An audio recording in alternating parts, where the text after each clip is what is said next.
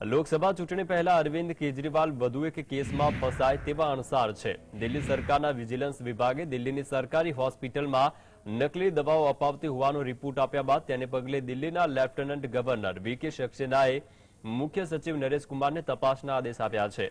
બીજી તરફ ભાજપે આ દવાઓ કેજરીવાલના આશીર્વાદથી પૂરી પડાતી હોવાનો આક્ષેપ કરતા લેફ્ટનન્ટ ગવર્નર જે સીબીઆઈ તપાસના સંકેત આપતા કેજરીવાલ ફરતે ગાડીઓ કસાયના અણસાર છે। લેફ્ટનન્ટ ગવર્નરે આ નકલી દવાઓ દિલ્હીની સરકારી હોસ્પિટલો ઉપરાંત મોહલ્લા ક્લિનિકમાં પણ અપાતી હોવાની આશંકા વ્યક્ત કરી છે। તેમણે દવાઓની ખરીદીમાં થઈ રહેલા ખર્ચ અંગે પણ ચિંતા વ્યક્ત કરી ભ્રષ્ટાચારની આશંકા વ્યક્ત કરી છે। આપનું કહેવું છે કે સરકારી લેબોરેટરીમાં મોકલવામાં આવેલ 43માંથી 3 સેમ્પલ ટેસ્ટ ફેલ ગયા છે, જ્યારે ખાનગી લેબમાં 5 સેમ્પલ ક્વોલિટીને અનુરૂપ નહોતા। એવા રિપોર્ટ કેજરીવાલને ફસાવવા માટે બનાવાયા છે।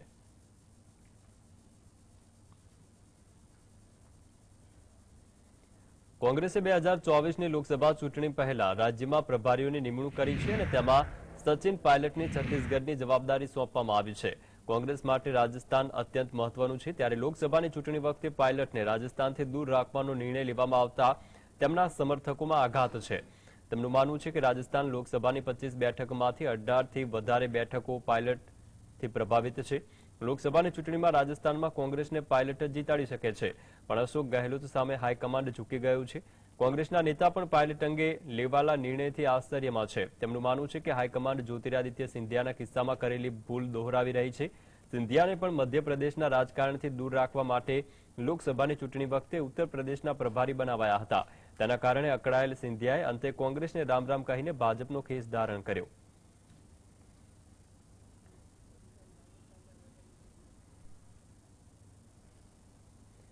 વિપક્ષી સાંસદોના સસ્પેન્શન મામલે સત્તાધારી અને વિપક્ષ આમને સામને છે, ત્યારે ઉપરાષ્ટ્રપતિ જગદીપ ધનખડે સમાધાન માટે પહેલ કરી છે। ધનખડે કોંગ્રેસના નેતા મલ્લિકાર્જુન ખડગેને ક્રિસમસના દિવસે પોતાના નિવાસસ્થાને તેમને અનુકૂળ હોય તે સમયે મળવા માટે આમંત્રણ આપ્યું છે। ધનખડે સાંસદોના સસ્પેન્શન ઉપરાંત વિપક્ષના બીજા મુદ્દાઓ અંગે ચર્ચા કરવી તેનો ઉકેલ લાવવાની તૈયારી બતાવી છે। ધનખડે લખેલા પત્રમાં ગઈ ગુજરેલી ભૂલોને આગળ ન વધારવા અપીલ કરી છે। સૂત્રોનું કહેવું છે કે ધનખડ મોદી સરકારના આજ્ઞાંકિત છે, એ જોતા તેમણે મોદીના કહેવાથી જ આ પહેલ કરી છે। વિપક્ષી સાંસદોના સસ્પેન્શન મુદ્દે વિદેશમાં ભારતની છાપ ખરડાઈ રહી છે। ભાજપ સરકારના વિપક્ષોને દબાવી દેવા માંગે છે એવી ટીકાઓ થઈ રહી છે। આ ટીકાઓ રોકવા માટે હવે સરકાર વિપક્ષ સાથે સમાધાન ઈચ્છે છે।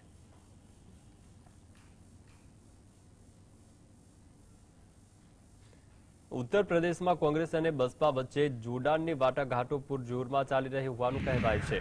કોંગ્રેસે અખિલેશ યાદવને બસપા સાથે કોંગ્રેસ જોડાણ નહીં કરે એવી ખાતરી આપી છે, પણ અંદરખાને કોંગ્રેસ બસપા સાથે જોડાણની તૈયારીમાં લાગી હોવાનો સૂત્રોનો દાવો છે। સૂત્રોનું કહેવું છે કે કોંગ્રેસને લાગે છે કે અજય રાયને પ્રદેશ પ્રમુખ બનાવ્યા પછી બ્રાહ્મણ મતદારો કોંગ્રેસ તરફી વળી રહ્યા છે।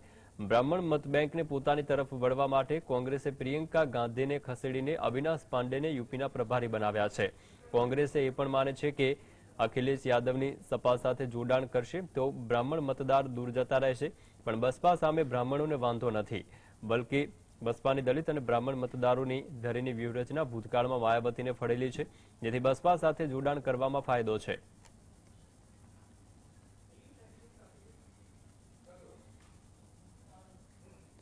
કેન્દ્ર સરકારે ભારતીય ઓલિમ્પિક એસોસિએશન એટલે કે ભારતીય કુસ્તી સંઘને ચલાવવા માટે એક એડહોક પેનલ બનાવવાનો નિર્દેશ આપ્યો છે। રમતગમત મંત્રાલય જ્યાં ભારતીય કુસ્તી સંઘના નવા માળખાને સસ્પેન્ડ રાખશે, જ્યાં સુધી એડહોક પેનલ કુસ્તીના સંઘની જવાબદારી સોંપવામાં આવી છે। રેસલિંગ ફેડરેશન ઓફ ઇન્ડિયા છેલ્લા 11 મહિનાથી વિવાદોમાં ઘેરાયેલું છે। આ વર્ષે જાન્યુઆરીમાં સાક્ષી મલિક, વિનેશ ફોગાટ સહિત ઘણી મહિલા કુસ્તીબાજોએ તત્કાલીન રેસલિંગ ફેડરેશન ઓફ ઇન્ડિયાના પ્રમુખ બ્રિજભૂષણ શરણસિંહ પર યૌન શોષણનો આરોપ લગાવ્યો હતો, જે બાદ બજરંગ પુનિયા સહિતના ઘણા પુરુષ કુસ્તીબાજોએ પણ આ વિરોધમાં તેમનું સમર્થન કર્યું। રમત મંત્રાલયે તપાસની વાત કરી હતી। 3 દિવસ પહેલા જ ભારતીય કુસ્તી સંઘની ચૂંટણી યોજાઈ, જેમાં ભાજપના સાંસદ બ્રિજભૂષણ શરણસિંહના નજીકના સંજયસિંહ નવા પ્રમુખ બન્યા। કુસ્તીબાજોના જોરદાર વિરોધ બાદ કેન્દ્રીય રમત મંત્રાલયે રેસલિંગ એસોસિએશનના નવા સંગઠનને સસ્પેન્ડ કર્યું છે।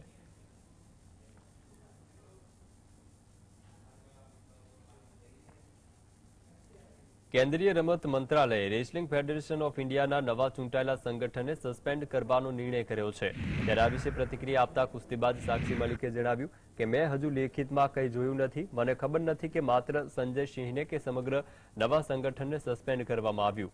અમારી લડાઈ સરકાર સાથે નથી પરંતુ મહિલા કુસ્તીબાજો માટે છે। મેં મારી નિવૃત્તિની જાહેરાત કરી છે પરંતુ હું ઈચ્છું છું કે આવનારા કુસ્તીબાજોને ન્યાય મળવો જોઈએ। તેમણે કહ્યું કે અમે ઈચ્છીએ છીએ કે રેસલિંગ એસોસિએશનમાં મહિલા પ્રમુખ હોય અને એ સારું ફેડરેશન બનાવવામાં આવે જેથી ભવિષ્યમાં આ ક્ષેત્રમાં આવનારી છોકરીઓ પોતાને સુરક્ષિત અનુભવે। पहले तो पुख्ता सबूत नहीं है कि ऑन रिटर्न नहीं आया है कि फेडरेशन रद्द हुई है या सिर्फ संजय सिंह को रद्द किया जा रहा है, तो रद्द किया गया है। तो जैसा भी मुझे प्रॉपर तरीके से पता चलेगा मैं आपके साथ ज़रूर बातचीत करूँगी। देखो वो उनका पॉलिटिकल है, वो उनका एजेंडा है, लेकिन हमारी जो लड़ाई है वो सरकार से नहीं थी और ना आगे रहेगी। हमारी लड़ाई सिर्फ एक आदमी से थी। हमारी लड़ाई जो है महिलाओं के लिए थी, फेडरेशन में जो बेटियां हैं, जो नए रेसलर्स हैं उनके लिए थी। और बस ये लड़ाई हम लड़ रहे हैं अपने तरीके से जैसे भी है। मैं तो संन्यास का मैंने अनाउंस किया है और बस यही चाहूँगी कि जो आने वाली बेटियां हैं, बच्चे हैं, उनको न्याय। ખેલ મંત્રાલય દ્વારા ભારતીય કુસ્તી સંઘને સસ્પેન્ડ કરી દીધા બાદ ભાજપના સાંસદ અને કુસ્તી સંઘના પૂર્વ પ્રમુખ બ્રિજભૂષણ શરણસિંહે કહ્યું છે કે સાક્ષીએ સંન્યાસ લીધો છે અને હવે હું પણ કુસ્તીમાંથી સંન્યાસ લઉં છું, તેથી આ વાતને અહીં જ સમાપ્ત કરી દેવામાં આવે। રેસલિંગ ફેડરેશનના પૂર્વ પ્રમુખ બ્રિજભૂષણ શરણસિંહે ફેડરેશનના સસ્પેન્શન સામે વાંધો વ્યક્ત કર્યો। તેમણે પ્રેસ કોન્ફરન્સમાં કહ્યું કે ગોડામાં ફરીથી નેશનલ ચેમ્પિયનશિપનું આયોજન કરવામાં આવી રહ્યું છે જેથી રમતનું વાતાવરણ ફરી શરૂ થઈ શકે। ફેડરેશન પર પ્રતિબંધ મૂકવાને બદલે સરકારે ચેમ્પિયનશિપને પોતાની દેખરેખ હેઠળ રાખવી જોઈએ જેથી ખેલાડીઓને નુકસાન ન થાય। बच्चों का 15 साल के बच्चों का और 20 साल के बच्चों का साल खराब ना जाए और खेल का वातावरण फिर से शुरू हो, इसलिए नंदिनी नगर में इसे कराने का फैसला आम सहमति से लिया गया। 25 के 25 फेडरेशनों ने अपनी लिखित और मौखिक दोनों सहमति दे रखी है। खैर मुझे इस पर कुछ नहीं कहना। બ્રિજભૂષણે કહ્યું કે કુસ્તી સંઘની ચૂંટણી લોકતાંત્રિક રીતે થઈ છે। હવે મેં રેસલિંગ એસોસિએશનમાંથી નિવૃત્તિ લીધી છે। સરકારના નિર્ણય પર જે પણ ચર્ચા કરવાની હોય તે નવું ફેડરેશન કરશે। મારે તેની સાથે કોઈ લેવા દેવા નથી। तो सर आने वाले समय में सर जो आपकी कोई भूमिका नहीं होगी है जो भी होने वाला है, चाहे कानूनी। देखिए लोकतांत्रिक तरीके से प्रजातांत्रिक तरीके से सरकार की ही इच्छा पर सुप्रीम कोर्ट के आदेश पर चुनाव संपन्न हुआ। पूरी बॉडी बन गई है, पूरे के पूरे मेंबर चुने जा चुके हैं। अब उनको सरकार से बात करना है या उनको कहीं कानूनी सलाह लेना है, तो ये मेरा काम नहीं है। मेरे पास बहुत काम है। हमने ये मेरा काम नहीं है, ये मेरा काम नहीं है। સંજય સિંહ સાથેના સંબંધો અંગે બ્રિજભૂષણે કહ્યું કે કુસ્તીમાં મારા ઘણા બધા લોકો સાથે સંબંધ છે। देखिए करीबी तो आप भी मेरे हैं। संजय सिंह भुइयार हैं और मैं राजपूत हूं, छत्री हूं, तो संबंध हो सकता है, दोस्ती हो सकती है। कुश्ती से जुड़े हैं वो 15 साल से, तो कुश्ती में कौन ऐसा है जिससे मेरी जान पहचान नहीं होगी या मेरे संबंध नहीं होंगे। आपके दबदबे पर क्या असर पड़ेगा जो आपका दावा? देखिए जो आई वो गई, अब मुझे आगे देखना है। સાક્ષી મલિકના સંન્યાસ અંગે બ્રિજભૂષણે કહ્યું કે હવે તેમને પણ સંન્યાસ લીધો અને મેં પણ સંન્યાસ લઈ લીધો છે। વાત સમાપ્ત થઈ ગઈ। तो मेरा रोल समाप्त, आपके लिए समाचार समाप्त, उनका भी संन्यास, मेरा भी संन्यास। ખેલ મંત્રાલયે રેસલિંગ ફેડરેશન ઓફ ઇન્ડિયાની નવી બોડીને સસ્પેન્ડ કરી દીધી હતી। આ નિર્ણય બાદ બ્રિજભૂષણ ભાજપના રાષ્ટ્રીય અધ્યક્ષ જેપી નડ્ડાને મળ્યા હતા। Bureau report GSTV। Wrestling federation of ઇન્ડિયાના નવા પ્રમુખ તરીકે સંજય સિંહની પસંદગી કરવામાં આવી છે। જોકે સાક્ષી મલિકની નિવૃત્તિની જાહેરાત બાદ આ વિવાદ વધુ વકર્યો છે। કેન્દ્રીય રમત મંત્રાલયે સંજય સિંહ સહિત રેસલિંગ ફેડરેશનના નવા સંગઠનને સસ્પેન્ડ કર્યું છે। આ વિશે પ્રતિક્રિયા આપતા સંજય સિંહે જણાવ્યું કે મને આ વિશે લેખિતમાં કંઈ પણ મળ્યું નથી। મને આ વિશે કેન્દ્ર સરકાર, પીએમ મોદી અને રમતગમત મંત્રી સાથે અમે વાત કરીશું. યુવા કુસ્તીબાજોનું ભવિષ્ય ખરાબ થતું હોવાથી અમે વહેલી તકે આ સ્પર્ધાનું આયોજન કર્યું છે. જરૂર પડશે તો અમે કાયદાકીય માર્ગ અપનાવવાનો પણ વિચાર કરીશું. કુસ્તીબાજોને 15 દિવસની નોટિસ આપ્યા બાદ કુસ્તીની ટુર્નામેન્ટમાં ઉતાવળમાં જે આયોજન કરવા બદલ ભારતીય કુસ્તી સંઘ વિરુદ્ધ આ કાર્યવાહી કરવામાં આવી છે. अभी हम लोग जाकर के सरकार से बात करेंगे, मोदी जी से बात करेंगे, खेल मंत्री से बात करेंगे, क्योंकि बच्चों का भविष्य खराब हो रहा है. एग्जीक्यूटिव कमेटी के कुछ लोग जाएंगे हमारे साथ, जाकर के बात करेंगे.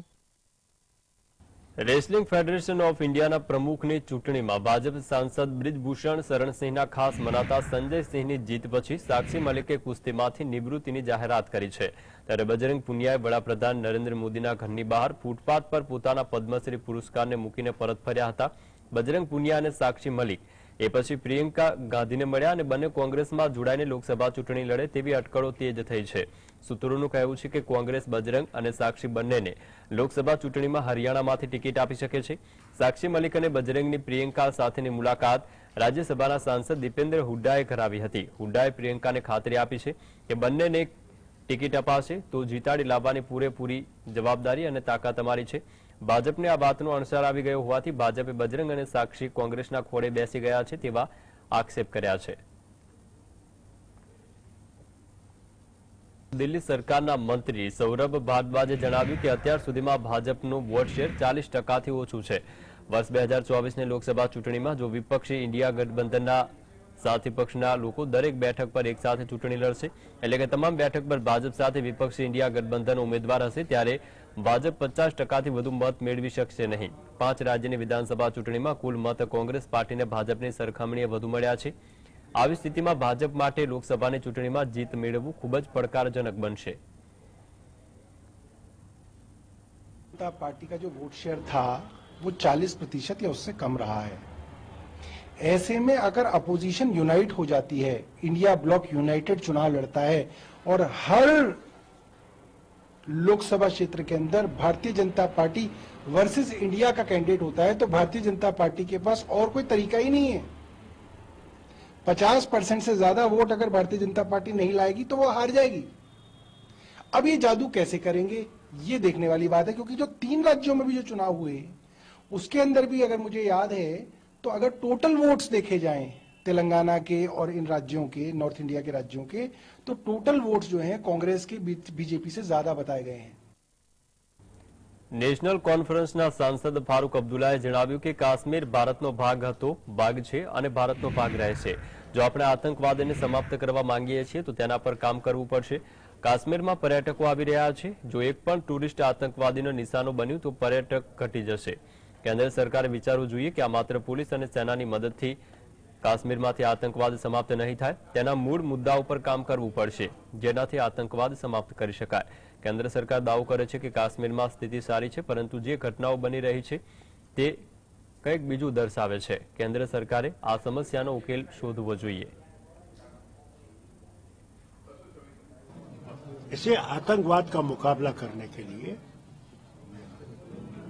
मरकज की हुकूमत को सोचना चाहिए कि सिर्फ फौज, पुलिस, इससे ये आतंकवाद खत्म नहीं होगा. इसकी बुनियादें जो हैं उनको देखना पड़ेगा और उन बुनियादों को ठीक करने की कोशिश करनी पड़ेगी जिससे कि ये आतंकवाद खत्म हो. मरकज तो कहता है कि बहुत अच्छा हो गया है, हम लोग बिल्कुल ठीक है, हंकी डोरी है यहाँ पे. आप कहते हैं यहाँ पे ये हो रहा है. या तो हमारी नजर और आपकी नजर में फर्क है, उनकी नजर को दिखता नहीं है. જમ્મુ કાશ્મીરમાંથી ફરી એકવાર આતંકવાદીઓએ ટાર્ગેટ કિલિંગની ઘટનાને અંજામ આપ્યો છે. આતંકવાદીઓએ કાશ્મીરના બારામુલામાં નિવૃત્ત એસએસપી મોહમ્મદ શફીને ગોળી મારીને તેમની હત્યા કરી છે. મહત્વનું છે કે કાશ્મીરમાં 4 દિવસમાં આ ત્રીજી આતંકવાદી ઘટના છે. જમ્મુ કાશ્મીરના બારામુલામાં આતંકવાદીઓએ નિવૃત્ત એસએસપી મોહમ્મદ શફી મીરને ગોળી મારીને હત્યા કરી હતી. શફી ગંતમુલા શેરી મસ્જિદમાં સવારની નમાઝ અદા કરી રહ્યા હતા. તે સમયે આતંકવાદીઓએ તેમના પર ગોળીબાર કર્યો. હોસ્પિટલમાં લઈ જતી વખતે તેમનું મોત થયું. મોહમ્મદ શફીના ભાઈએ જણાવ્યું કે તેમને 4 ગોળીઓ વાગી હતી. કાશ્મીર ઝોન પોલીસે સોશિયલ મીડિયા પ્લેટફોર્મ પર આ હુમલાની વિગત પોસ્ટ કરીને માહિતી આપી। આ વિસ્તારમાં હુમલાખોરોની શોધખોળ શરૂ કરવામાં આવી છે। अजान के वक्त मैं अजान सुन रहा था, मैं सोया था तो लेकिन अजान सुन रहा था। उसके बाद जब उसने अशहदु अल्ला इलाहा इल्लल्लाह पढ़ा तो फायर की आवाज हो गई। मैं समझा क्योंकि हमारी माइक खराब थी, मैं समझा शायद क्योंकि मैं ही ठीक करता था, मैं समझा मत माइक खराब हो गई या उसका मत ये कुछ फट गया, उसी की आवाज आ गई। हमने बस सीरियसली नहीं लिया। उसके बाद मेरी बहू ने खिड़की से, क्योंकि हम नमाज पढ़ने के लिए उठ रहे थे, मेरी बहू ने कहा कि उधर रोने की आवाज आ रही है। बाद में हम गए वहां पर, उधर मेरे भाई, तो मुझे ज़हन में आया कि कुछ हुआ है। मैं फौरन दौड़ के आया तो यहाँ मैंने मेरा भाईजा है मोहम्मद इकबाल मीर, तो मैंने उसको बुलाया। उन्होंने कहा वो शेफी अंकल के साथ बारामूला गए। तो तब पता चला बारामूला से हमें मैसेज आ गई कि इनको गोलियां लगी है। ये पता नहीं है भाई कि गोली कहाँ से आई, कहाँ से। जब हम मौके वारदात पर पहुंचे तो हमने देखा जो यहाँ पर हमारी माइक लगी अजान के लिए, उसके पीछे एक खिड़की है, कोई खिड़की का शीशा पूरा थोड़ा टूट चुका था और उसके वो छींटे मस्जिद के जाने मस्जिद में गिरे थे सारे। મોહમ્મદ શફી 2012માં નિવૃત્ત થયા હતા। તેઓ નમાઝ અદા કરી રહ્યા હતા તે વખતે અચાનક તેમના પર ગોળીબાર થયો હતો। જમ્મુ કાશ્મીરમાં છેલ્લા 4 દિવસમાં આ ત્રીજી મોટી આતંકવાદી ઘટના છે। આ પહેલા 21 ડિસેમ્બરે રાજૌરીમાં આતંકીઓએ સેનાના કાફલા પર હુમલો કર્યો હતો, જેમાં 5 જવાન શહીદ થયા હતા।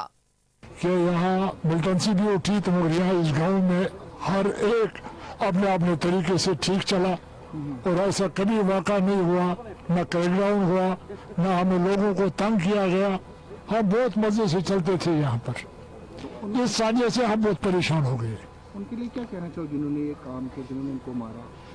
उनको ऐसा होना चाहिए कि सख्त से सख्त सजा मिलना चाहिए, सख्त से सजा मिलना चाहिए और हक बहक होना चाहिए। Always and every time targeting police officers, whether serving officers who go on leave or retired police officers. This is a retired police officer who was praying in a mosque and fired upon by a terrorist. The intent was to create some sort of a Hindu-Muslim violence. People are very matured. They understand Pakistan's intent and under no circumstances they will fall a prey to this. This notwithstanding, I am very certain that sooner than later the person who carried out the attack would be identified and neutralized. મૃતક SSP Mohammad શફીની અંતિમ વિધિમાં મોટી સંખ્યામાં લોકો ઉમટ્યા હતા। સુરક્ષા દળોએ સમગ્ર વિસ્તારની ઘેરાબંધી કરીને હુમલાખોરોને ઝડપી પાડવા અભિયાન હાથ ધર્યું છે। Bureau report GSTV. મહારાષ્ટ્રના ઉપમુખ્યમંત્રી દેવેન્દ્ર ફડણવીસે જણાવ્યું કે પીએમ મોદી તેમના વિઝન થકી દેશને વર્ષ 2047 સુધીમાં વિકસિત ભારત બનાવવા માંગે છે। તેમણે દાવો કર્યો છે કે વિકસિત ભારતની પરિકલ્પના ભગવાન રામના રામ રાજ્ય જેવી હોઈ શકે છે, જ્યાં અંતિમ વ્યક્તિનું પણ સ્થાન હોય, જ્યાં રાજાનું સ્થાન હોય, એટલે કે ત્યાં તમામ લોકો માટે સન્માન હશે। દેશમાં આવી સ્થિતિનું निर्माण થાય તે અમારી અને સૌની પ્રાર્થના છે। 22મી જાન્યુઆરીના રોજ અયોધ્યામાં ભગવાન રામ મંદિરમાં બિરાજમાન થશે। આ તમામ ભારતીયો માટે ભાવુક કરનારી ક્ષણ હશે।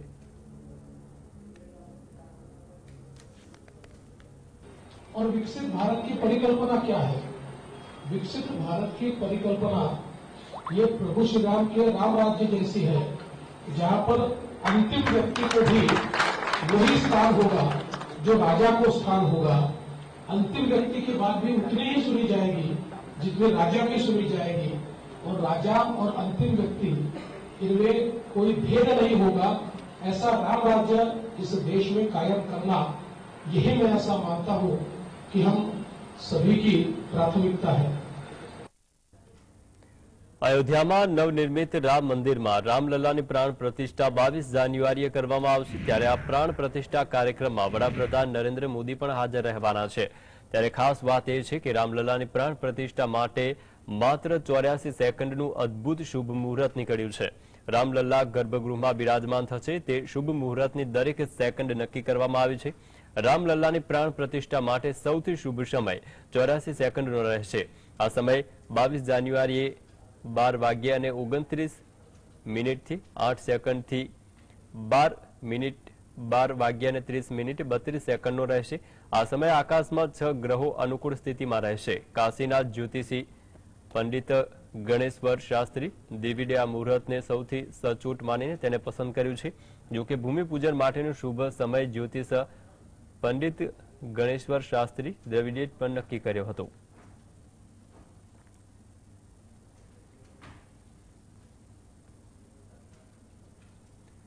उत्तराखंड सरकारे इतिहासमां पहली वखत ऐतिहासिक शियाळु चारधाम यात्रानी योजना बनावવાનો निर्णय કર્યો છે। सामान्य रीते उनाळामां चारधाम यात्रा योजाती होय छे। जगतगुरु शंकराचार्य अभिमुक्तेश्वरानंदजी यात्रानो शुभारंभ करावशे। शंकराचार्यना प्रतिनिधिओए मुख्यमंत्री पुष्करसिंह धामी साथे मुलाकात करी छे। मुख्यमंत्रीए चारधाम यात्रा अंगे शुभेच्छा पाठवी छे। 7 दिवसना शियाळु चारधाम यात्रानी शरूआत 27 डिसेम्बरथी थशे, ज्यारे 2 जान्युआरीए हरिद्वाરમાં તેનું સમાપન થશે। તો જ્યોતિર્મઠમાં અને પ્રતિનિધિમંડળે મુખ્યમંત્રી ધામીની મુલાકાત કરી અને તેમને શિયાળુ ચારધામ યાત્રાનું આમંત્રણ પાઠવ્યું છે। અહીં 1000 વર્ષ પહેલા આદિગુરુ શંકરાચાર્ય દ્વારા સ્થાપાયેલ પરંપરાને આગળ વધારવા શંકરાચાર્ય શિયાળુ પૂજા સ્થળની યાત્રા કરી રહ્યા છે। આદિગુરુ શંકરાચાર્ય પરંપરાના ઇતિહાસમાં જે પ્રથમ વખત જ્યોતિપીઠના આચાર્ય ચારધામની પૂજા સ્થળોની તીર્થયાત્રા કરશે।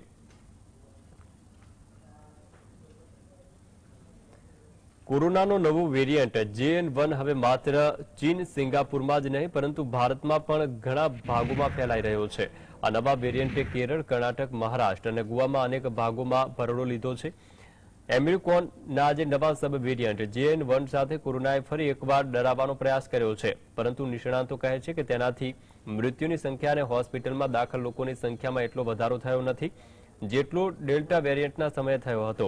પરંતુ આ દરમિયાન કોરોનાના संबंधित एक नवी रिसर्च बधाने चौंकावी दीधा छे। माहिती अनुसार खतरनाक वायरस मात्र स्वाद अने गंधने ज नहीं परंतु गळाने पण भारे नुकसान पहोंचाडी शके छे। एक केसमां 15 वर्षनी छोकरीने आज कोरोना वायरसने कारणे पोतानो अवाज गुमाव्यो होવાનો पण खुलासो थयो छे।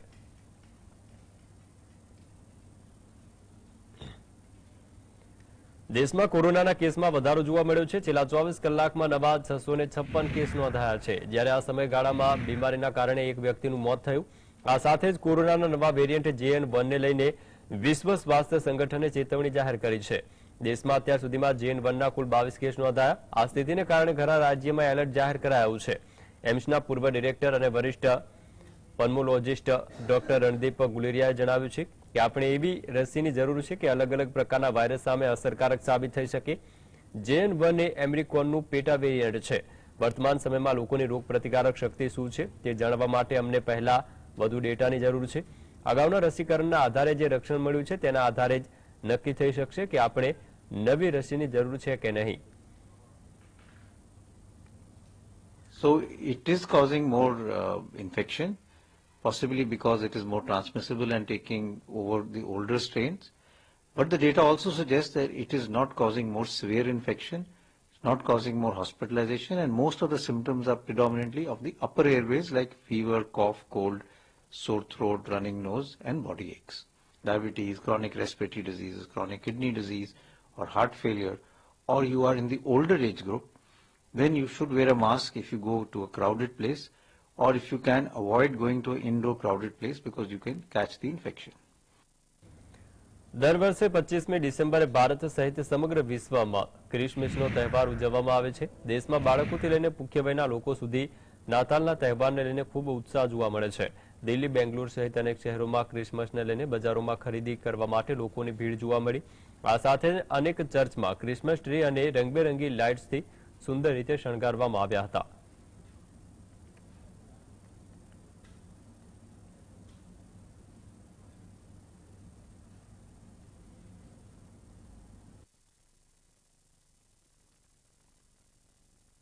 All over the world, we are celebrating Christmas.